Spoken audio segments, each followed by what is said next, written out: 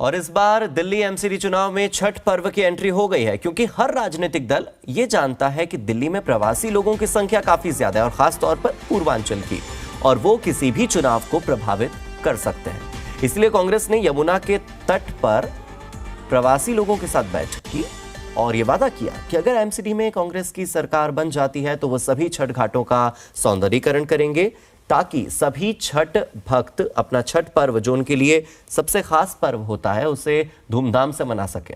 कांग्रेस ने प्रवासी लोगों के साथ यमुना तट पर बैठक की, लिट्टी चोखे के साथ भोजन का लुत्फ भी उठाया। जी मीडिया से खास बातचीत के दौरान दिल्ली कांग्रेस कमेटी के प्रदेश अध्यक्ष अनिल कुमार चौधरी ने कहा कि दिल्ली में छठ भक्तों को छठ पर्व पर पूजा करने से रोका गया, जो कि निंदनीय है। वहीं उन्होंने यह भी कहा कि इस बार दिल्ली की जनता दूषित यमुना, प्रदूषित दिल्ली और कूड़े को लेकर मतदान करेगी। दिल्ली में एमसीडी चुनाव पूरे उफान पर है और हर राजनीतिक दल एक के बाद एक बड़े वादे कर रहा है और किस तरह से वो एमसीडी में अपनी जीत सुनिश्चित करे, इसको लेकर नए नए वादे, नई नई योजनाएं लेकर के आ रहा है।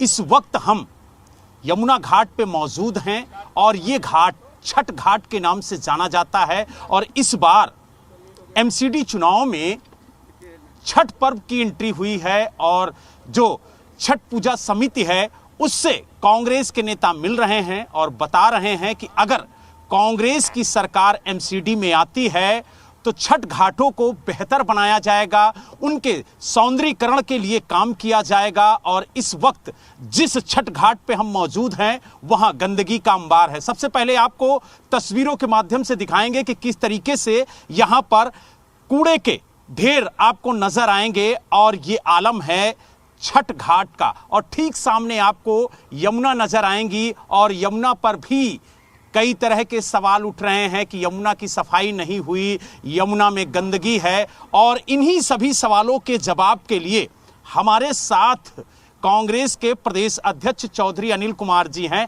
अनिल जी, कई सवाल आप लोग उठा रहे हैं और एमसीडी चुनाव में अब छठ पूजा की भी एंट्री कर दी है कांग्रेस ने।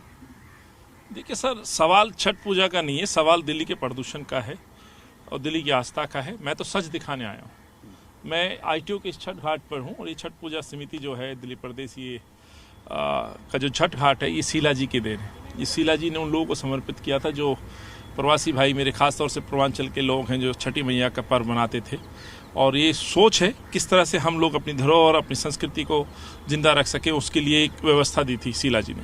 अफसोस ये कि एक व्यक्ति, खासतौर से मैं अरविंद का जिक्र कर रहा हूँ, जो कहता था इस शहर को मैं लंदन, पेरिस बनाऊंगा, सिंगापुर बनाऊंगा। माफ़ करिएगा, इस शहर क्या बना ये सब जान रहे हैं, प्रदूषण में नंबर 1 है। तो आज हम प्रदूषण की बात करता हूँ तो ये यमुना का किनारा है। हालांकि केंद्र भी कहता है, भाजपा भी कहती है, नमामि गंगे जैसे प्रोजेक्ट लगा करके सपने दिखाए गए, क्या हुआ? 9 साल में ना मोदी जी कुछ कर पाए, ना अरविंद कुछ कर पाए। अरविंद ने कहा था 1.5 करोड़ लोगों को मैं आस्था की डुबकी लगाऊंगा, लेकिन जो धोखा खासतौर से पूर्वांचल के मेरे भाई साथियों के साथ हुआ, वो सब ने देखा है। जिस तरह से इस बार छठ पर लोग परेशान रहे, जिस तरह से लोगों ने देखा कि छठ मनाने के लिए दर बदर भटक रहे थे, ये वो व्यवस्था है जो कांग्रेस ने दी थी, उस व्यवस्था को खत्म कर दिया जो शीला जी ने दी थी। छठ घाट का निर्माण हो, समिति का गठन हो, या भोजपुरी समिति आपने सुना होगा दिल्ली के अंदर, मैथिली समिति, वो कांग्रेस और शीला जी की देन थी। लेकिन अरविंद इश्तेहारों में और पोस्टरों में बहुत बात करते हैं। तो ये जो यमुना किनारा आप देख रहे हैं, एनजीटी का बहाना बना करके बैन लगाया गया। सच्चाई ये कि एनजीटी ने बैन लगाया था कि भाई कोई मूर्ति विसर्जन ना हो। तो इसमें तो सूर्य देव की आराधना होती है, सूर्य को अर्घ दिया जाता है और बहते पानी में साफ पानी अर्घ दिया जाता है। यहाँ तो कोई इस तरह का मूर्ति विसर्जन भी था, लेकिन जनता को गुमराह किया, धोखा किया और बैन लगा दिया। यमुना के किसी भी किनारे पर छठ नहीं मन पाई सिवाय इस घाट पर। और ये घाट वो घाट है जो शीला जी ने पक्का घाट बनाया, संस्था के नाम ही जमीन दी तो ही ये मन पाया। तो ये अरविंद की कथनी करने का फर्क मैं दिखा रहा हूँ, किस तरह से आस्था पे कुठारा घात अरविंद ने किया, किस तरह से छठ पर्व नहीं मनाने दिया। ये प्रदूषण केवल राजनीति का नहीं है, हवा का नहीं, ध्वनि का नहीं है, आपसी भाईचारे का, समाज का और राजनीति का है। और स्वाभाविक है दिल्ली से जुड़ी प्रतिष्ठा और उसकी इमेज का मामला है। जब एमसीडी की बात करते हैं तो स्वाभाविक है इस शहर में रहने वालों को हम बेहतर सुविधा देने की बात करते हैं, चिकित्सा देने की बात करते हैं, अच्छा माहौल देने की बात करते हैं, तो उस पर तो सवाल जवाब होंगे।